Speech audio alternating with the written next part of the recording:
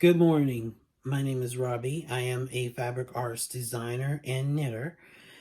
I am going to demonstrate today how to do my version of Continental lever knitting, and that means giving you a little bit of backstory and then demonstrating how to do a purl stitch and a knit stitch using this here pattern here, which is just a little simple swatch of 6 garter stitch knit stitches on this side, then knit or purl here in the center, and then another 6 stitches on this side of garter stitch. To start off with, I want to explain why this here came about. And it came about because I wanted, at first, whenever I first started knitting, I wanted to get my projects done pretty quickly. I saw people doing lever knitting, but for some reason or another, I can't catch on with lever knitting. And whenever I noticed people doing continental knitting, I saw the speed that it gave. Well, it did give me the speed I wanted, but for some reason or another, continental knitting required me twisting my wrists a lot. And to do like the Norwegian purl, you basically gotta twist your wrist and then come back through. I don't really like that. Whenever I do that, my wrist actually doesn't feel all that comfortable, and sometimes it can actually start to make my fingers numb. However, because I have a master's degree in computer information systems software development, and I also have a bachelor's degree in software development, I am an avid typer. I have typed a lot of code. I have typed a lot of research projects. I have also been playing games for most of my adult life thus far, and I'm in my mid-30s. So, yes, I have some wrist pain in my dominant hand. It's not a lot. It's not enough to say carpal tunnel, thankfully, and it's not enough that it always occurs, but whenever I put my wrist in odd positions too much, it hurts. Therefore, I had to create, modify how I wanted to knit in order to be able to knit and somewhat knit for a living. So my focus on my knitting is more for speed and quality over, well, I should say efficiency and quality over speed, because the speed will come with time. And the more you use a certain style, let's say you're a Portuguese knitter, the more you do that style, the more likely you're going to get faster with it. I have seen that in my mom, who favors Portuguese knitting over all other forms of knitting. She also knows how to do continental, and she also knows how to do English, though she can sort of not do English. Flicking for both her and me is kind of odd. When it comes to me, I know Portuguese knitting because, I learned it from her, but I favor a modified lever type knitting. And this knitting style you can see on Woolly Woodlander's article about the Shetland knitters really did knit 200 stitches a minute video, which I'll link down in the description field. In that video, they are using the yarn tension on their left hand and in a way where it's pulling over their pointing finger. Therefore, it is a continental method, but they're like wrapping it around and pulling it through, but they're maintaining their working needle in their right hand in such a way that it's barely moving. It's just flicking off of the non-working needle, which is in their left hand. In my version, that is exactly how my stitches, basically work off my needle. Now, I'm going to switch this around. We're almost to the 5-minute mark. Sorry for all of this here. In the next part, I will demonstrate the knit stitches and the purl stitches on the work. All right, thank you. Okay, good morning, everyone, and This is my introduction video to how to do my modified continental lever knitting. Okay, so to start off with, like with all my videos, please like, subscribe, and ring that notification bell so that you will be made aware of all my future videos as they come out. This here is my working yarn, and the yarn is actually from Hobby Lobby. I don't remember the name of the company, but the yarn is a cotton acrylic blend. It's a very durable yarn and very nice, but I don't use it for anything like washcloths or anything like that. This yarn makes a good example of a yarn to use to test how to do stitches because it doesn't split easily.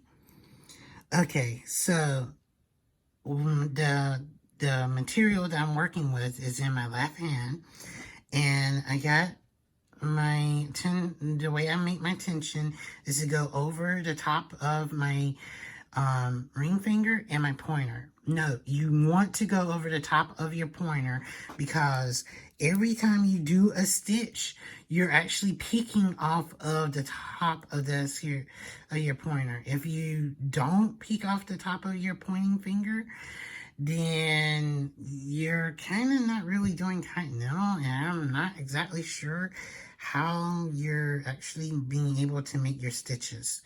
So this here first stitch is going to be knit through the back loop so I can make my braid that I prefer for edge stitching. Now, as I'm going to do, this here is all knit all the way across. This here pink stitch marker is marking the point where I need to start purling on the back side. Okay, so we're going to go in, open up the door, grab the yarn, and pull through and slide off of the needle. Now this needle here, which is in the right hand, is not going to be moving that much. All of the motion is basically coming from my left hand. So I'm going to go in, rotate around. No, I need to have the yarn in the back.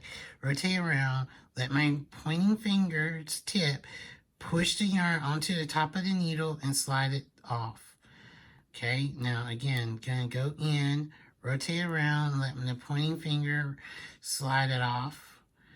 Okay, no, you're gonna want to keep jabbing up your stitches so that way you can keep them coming. Okay. Now we're at the stitch marker. I just need to transfer my stitch marker over from one needle to another. With this here pattern, we're just continuing on knitting all these here knit stitches on this row. So like I said, the knitting part is easy. All you're basically doing is just rocking your finger over and just sliding the stitches off. No, you'll notice every now and then I take and have to touch this tip. I'm not actually pushing on the tip like that. I'm taking and letting my finger ride on the tip until the needle and the other needle meet up. And that allows me to push down on the needle so that I can bring more stitches closer to the tip of the needle. This here way, it saves your finger from actually getting punctured. And yes, I have had my finger get so raw and sore from using higher needles that it felt like they should have been bleeding. They weren't, but it felt like they should have been bleeding. Okay, now I'm just going to keep going on until we get to the end of this. So I'm probably going to speed this up now.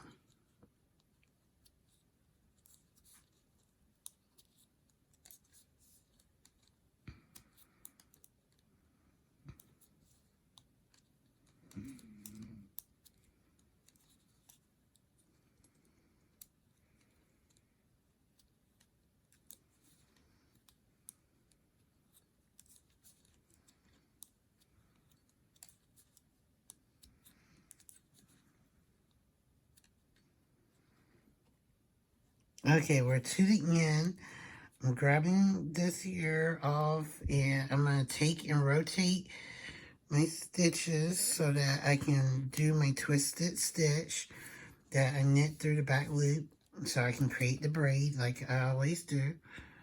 Okay, now I'm going to transfer it over. Note, on this side of the pattern, we're going to do garter stitch for 3 stitches, and then the middle stitches are going to be in purl, and then another, well, not 3 stitches, but 6 stitches, garter stitch, and then another 6 stitches on the other side in garter stitch. Okay, so like I said before, I'm going to tension my yarn in the same exact way. And then I'm going to take in my first stitch, I'm knitting through the back loop because that's how I prefer my edge stitches to be. I'm going to slide this here off. No, with all styles, the first 2 stitches are usually problematic to do. Okay, so now we're at the point where we can do our purls. So you want to bring the working yarn over to the front, go in through the middle of the stitch, wrap around. The needle needs to go over your hand, wrap around the yarn. Your finger will then push it down some and then slide it off. Note, your right needle does not actually have to move as much as I just did. I was just over exaggerating the motion so that way you can see it. Okay, now let me pull out some more yarn because this here is getting out of focus, and that's because the yarn ball keeps coming towards me. Okay, now retension up my work. Okay, we're going to go in, wrap around, pull through. Go in, wrap around, pull through. Go in, wrap around, pull through. Go in, wrap around, pull through. Now, if you're going to be careful when you're doing this, because if you go in and you don't wrap around proper, you wrap where the working yarn goes between the 2 needles. When you pull through, you're going to pull through a twisted stitch. You don't want to do that. You want to keep the working yarn where it's closest to you. Okay? Whenever I was creating a C-stitch towel, I did a bunch of twisted stitches that I didn't know why I was twisting them until I found that I was working so close to the tip of the needle that the working yarn actually slipped off, and I still caught it enough that it actually made a purl, but the purl was actually twisted. Granted, because it was C-stitch, I caught it on my next pass through, so that way I was able to knit the twisted purl stitch and correct the issue. Okay, I'm just going to continue to the end, and that will conclude this here video. Note, you don't have to actually move the working needle, which is the right-handed needle, that much. You're just really just licking off your stitches. That's really the only motion it's doing. The other needle is just rotating around the right needle. So you're just rotating it around so that you can pull the stitches off. That's really all you're doing. Okay, I hope that helps.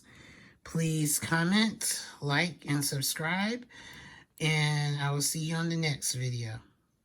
Enjoy.